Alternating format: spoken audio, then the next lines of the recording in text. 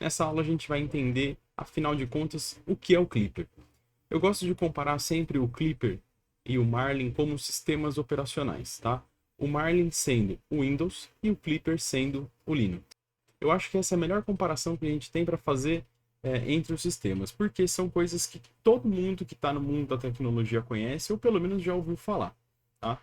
O Marlin é aquele sistema operacional, né? Então aquele software que vai rodar dentro da sua impressora, que ele é mais comum, assim como o Windows, ou seja, existe uma comunidade muito maior e ele é muito mais intuitivo, já existem muitas dicas, muitas pessoas envolvidas com isso, então ele tem um conteúdo mais fácil de se trabalhar. Já o Clipper é aquele software que também vai na sua impressora, só que ele ainda é meio desconhecido. Só uma parte da população mexe com ele. E por que as pessoas gostam de comparar ele com o Linux? Porque ele tem melhores gerenciamentos de processo, assim como o Linux.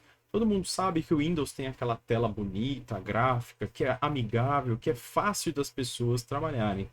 E o pessoal tem o oposto dentro do Linux. A gente lembra sempre da telinha preta, textinhos em branco naquela tela, sempre relacionado muito ao mundo da programação. Por quê? É um sistema que não foi feito para usuários básicos, né? É um sistema que foi feito para usuários intermediários e avançado. Com o passar do tempo, eles começaram a colocar algumas coisinhas que foram facilitando o uso, mas ainda assim ele não é um sistema muito divulgado, assim como o Clipper. Mas afinal de contas, né, o Clipper chegou para a gente para ele fazer o quê? Performar a sua máquina. Porque, diferente do Marlin, você ainda vai precisar de uma nova placa para poder simular esse sistema operacional. Então, o Clipper ele não vai rodar diretamente na sua máquina, ele vai rodar sempre num dispositivo à parte da sua impressora, tá? Normalmente a gente vai precisar de um Raspberry, de um computador antigo, ou até mesmo de placas-mãe que já suportam o Clipper como sistema nativo. O Clipper, diferente do Marlin, vai ter uma placa para você processar o Clipper e outra placa para você conseguir movimentar a sua impressora, aquecer o bico da sua impressora, e é por isso que ele consegue performar tão bem. Por quê?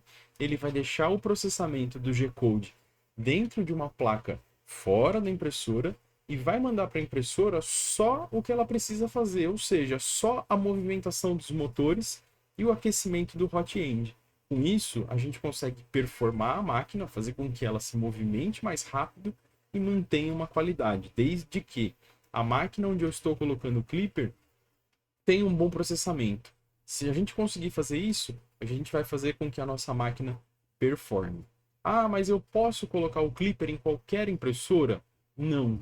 Por quê? Como eu disse agora há pouquinho, o Clipper foi feito para altas performances. Você pode colocar ele em qualquer impressora para você aprender como instala, como você configura, para você conhecer o limite da sua máquina. Mas por que a gente não pode colocar ele em qualquer impressora? Porque as impressoras não têm a estrutura física, né? Elas não são robustas o suficiente para você começar a explorar altas velocidades, ou o que o pessoal chama de alta performance de impressão 3D. Por exemplo, uma Ender 3 ela tem aquele quadro tradicional, que é uma letra U, e aí vem o eixo X no meio daquela letra U.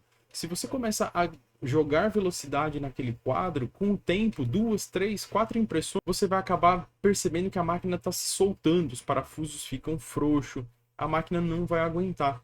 Então também não adianta você trocar de tecnologia só para falar que você usa o Clipper e você vai continuar imprimindo em baixas velocidades. Então, você quer colocar ela numa impressora menor para você entender como ele funciona, como que você instala, qual que é o processo? Legal. Quando você quiser trabalhar de verdade com o Clipper, impressoras dedicadas a isso são impressoras Core XY. Então ela tem aquela estrutura que parece uma gaiola, ela é mais firme, mais sólida, você vai conseguir colocar maior velocidade nela. Impressoras que não têm essa gaiola, mas tem uma boa resistência, é a linha da CR10, que tem aquela haste diagonal que segura o eixo da impressora. A própria Tyco Slim, que ela tem as barras lisas e barras lineares, ela já foi feita pensando em aumentar a velocidade. A Prusa, a Sovol, então são máquinas mais robustas. Máquinas mais simples não suportam altas velocidades. Ela vai, com o tempo, acabar desmontando e você vai ter sérios problemas durante as impressões, tá? A gente vai falar um pouquinho disso ainda em outras aulas, mas eu já vou deixar esse recado aqui dado, beleza? Se você ficou com alguma dúvida, você quer algo mais claro, mais específico ainda, deixa no comentário que de repente a gente refina mais a aula ou cria novos tópicos para abordar o que é o Clipper.